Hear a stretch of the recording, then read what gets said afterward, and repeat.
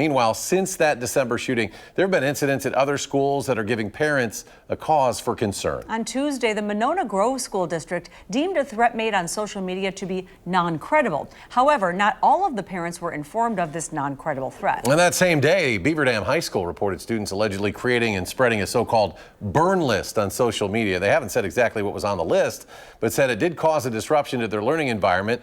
The students behind that list have been identified and will face some sort of punishment. Now, that situation was also deemed a non-credible threat by school officials. Our Tanisha Shaw spoke to a law enforcement expert on how schools decide which threats to take seriously.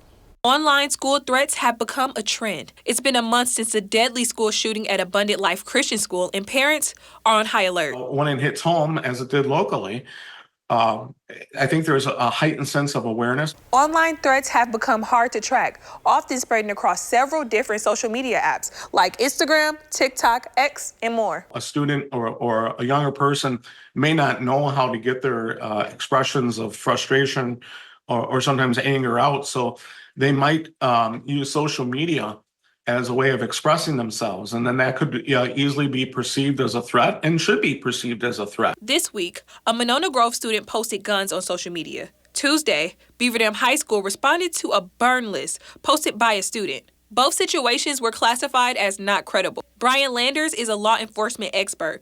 He said when schools are notified of any threats, staff must contact law enforcement first. They're going to put plans in place that they presumably have already discussed and trained with the school districts, which could be potential lockdowns, may mean evacuations, may mean more officers present at the school. After that, an investigation begins. Try to identify the source of the threat and then try to get that person into physical custody as quickly as possible to begin an interrogation process. Lander says this process requires trust and patience. Yeah, it's really a double-edged sword for the school districts on notification because on one end, the schools are trying to be transparent and trying to be informative to the parents to reassure the parents that their children are safe.